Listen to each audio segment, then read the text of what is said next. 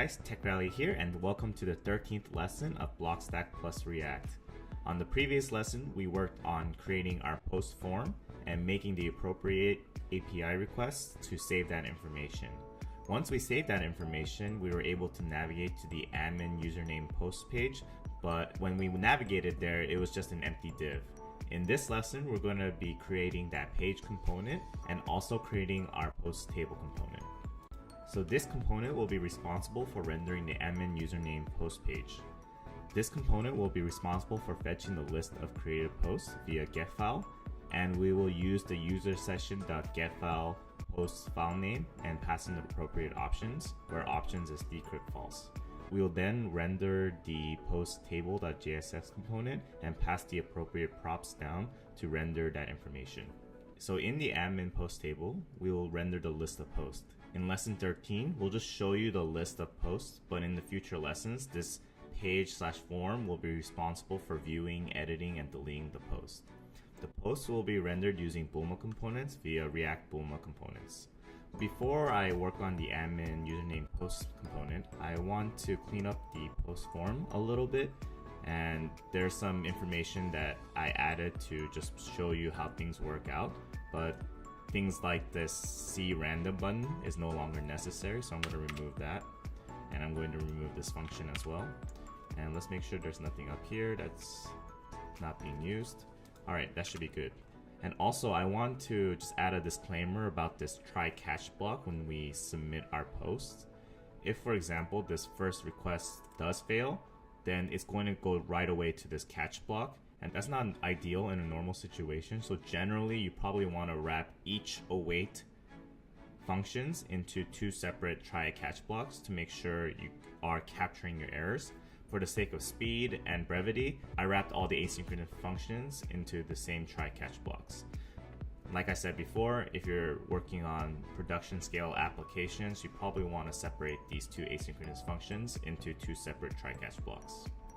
Now that we've got that cleaned up, let's go to the post routes page and start integrating the post page. In our admin username posts routes component, we are simply rendering admin post div when we hit the root route, but we definitely need to change this to a new component. So I'm going to say import admin posts from pages admin underscore username slash posts. And we haven't created that component yet, but we will soon.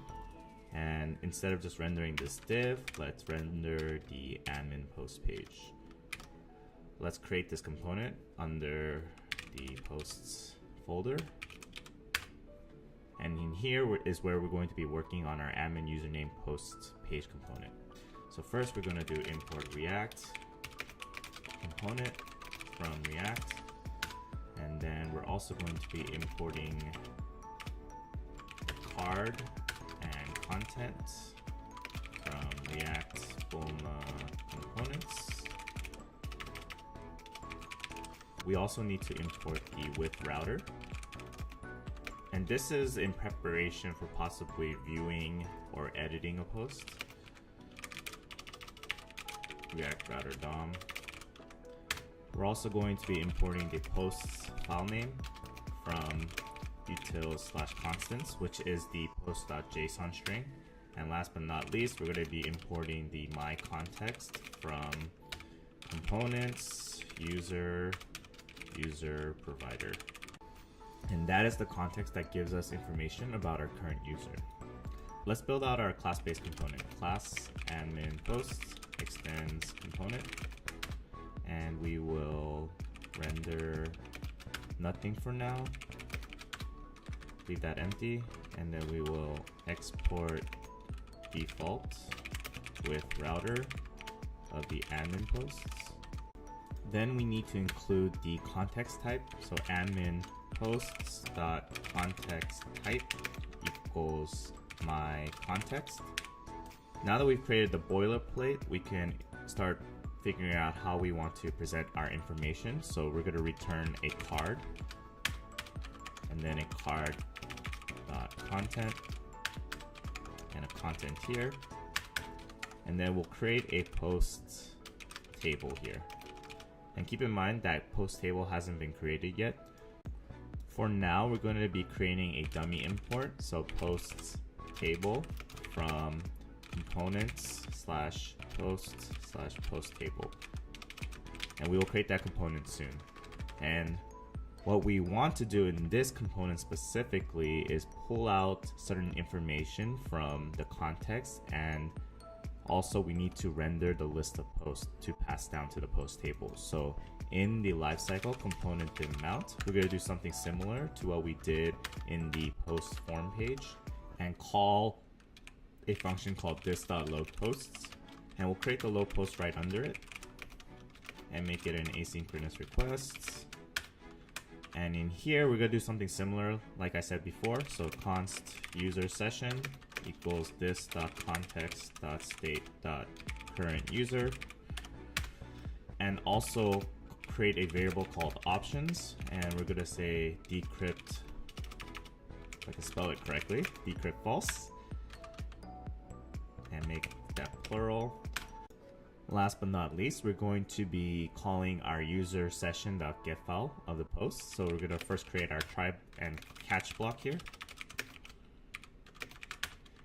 And in here, we're going to define a variable called result equals await user session.getFile of the post file name and pass in the options.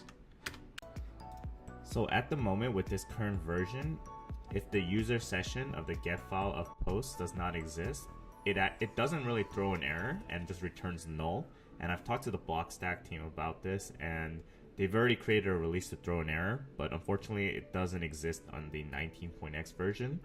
So until that's fixed, I'm going to have to do something like this, where if the result does not exist, then we're gonna say throw new error, post file does not exist. Otherwise, return this.setState posts of the result. And here in our catch, we can say console.log e.message. And when you're building your application, you could use this catch block to load a notifier or whatever you want to do to indicate to the user that something went a little bit wrong. And I forgot to include the state of the admin post. So I need to first create an initial state for our posts here. And we'll say post equals empty array. And this is very similar to what we did in the post form component. And you could probably tell compared to the previous lesson that in this one I am handling the errors, but the other one I'm not. You could definitely use this kind of logic and move it over to the post form component and do something similar there, where you can use a try catch block, throw the error appropriately, and make your application a little bit more robust. And I definitely encourage that when you build your applications. Let's move on and pass the appropriate information to our post table component. That way we can generate our post table information. So scrolling down, in the render function, we need to destructure some information, and in this case it's going to be the post from the state, and we're going to be destructuring out the username and the user session from this.context.state, and we're going to pass that information down to our props here. So let's do posts equal posts, username equals username, and user session equals user session. Awesome. Now that we passed these props down to our post table, we can go to our components folder and create that new component. So under components posts, we're going to create a new file called PostsTable.jsx, and in here we're going to be creating our post tables. So like before, we're going to be importing React component from React, and we'll import prop types here from prop types, import underscore from Lodash, import table and button from React Bulma components. And the button will probably not be used in this lesson, but in the future lessons when we need to view, edit, and delete a post. And last but not least, the with router from React router DOM. Like before, we're going to be creating our class-based components. So class PostsTable extend component, and we'll create a render function here.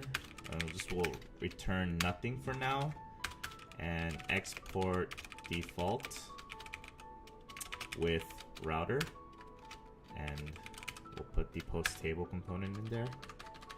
We'll also include the static prop types here, and the prop types that we're passing in from the admin username post page is the user session, which will be an object, the username, which will be a string, and the last one will be the array of posts. Awesome. Now that we've got that handled, let's create our table component. So here we're going to say return tablethead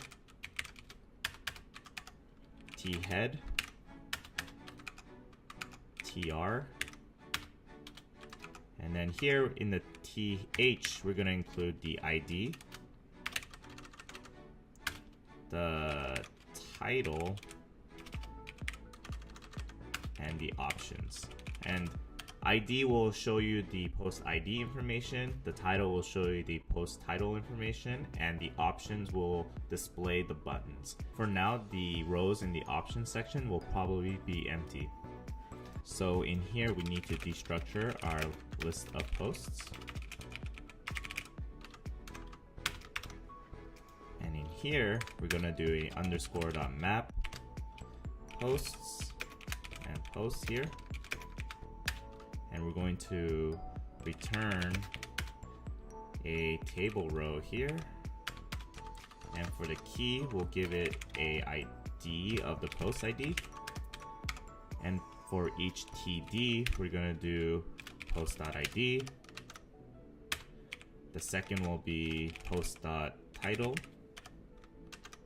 And the last TD, we can call a function called this.display admin options of the posts. And I might have lied to you maybe like a minute ago about handling the option information in the next lesson. I think we could create a general template for now, and functionality wise it probably won't do anything, but I think it will look a little bit nicer for this lesson to show you kind of just visually what we're trying to accomplish. So here we can call a function called display admin options, and this function's primary responsibility is to render the buttons. So I forgot to include the argument of that single post, and in here we're going to do return react.fragment, and we will render 3 different buttons. So button here, and button here. The first button will be the edit button, so we're going to write edit, and we'll give it a class name of mr1, which gives it a little bit of a margin on the right side. And then the color will be warning, and on click, for now we'll just say clicking the edit button. The second button will be the view, and we're going to do something similar and give it a class name of mr1. We'll give it a color of info, and on click, let's just do the same console log but for clicking the view button. And last but not least, it's going to be the delete. And here we don't need to give it a class name, but we could give it a color of danger. And on click, we'll say console.log clicking the delete button. Awesome. I think this setup is ready for the browser. Let's test it out and see what kind of errors that might have populated, and we'll fix those as well. On my terminal, I'm going to run npm run start and see if anything is broken. Let's go to our post by writing comas.id.posts. And we do have an error. It says cannot read property state of undefined. So the issue was in the admin username post page, and I misspelled context. So fixing that issue, let's go to our browser and see what happens next. When I go to admin/username/posts, it is loading all the posts, but for some reason or another, it's loading a lot more rows than I anticipated. I think I only created about 6 posts, and I believe the issue is because we didn't parse the data from the posts after requesting it. So it's a simple fix, and we did it in the previous lesson as well. Let's go to the code and fix that issue. So in the code, when we make our requests from the admin username post page, we forgot to parse the result before setting it to the state. So in the result, we can say json.parse the result here. And that should fix our issue. Let's go to the browser and see if it does. On the browser, we can now see all our posts. Awesome. We can see post 1, 2, 3, 4, 5, 6. Exactly, 6 posts. When we click the edit button, it's clicking the edit button here, the view button, and then the delete button. This is exactly what we're looking for, and I think this is a great stopping point. The next lesson, we're going to be working on some navigation and creating our view card component. And what we want to accomplish here is when the user clicks view, it loads the post detail information and makes that request to the post/id.json file. And another thing I want to do is my profile and posts don't really do anything. So I'm going to fix that navigation. So when I click my profile, it goes to the admin/username page. And when I click post, it goes to the admin/username/post page. Can't wait for the 14th lesson. I'll see you then.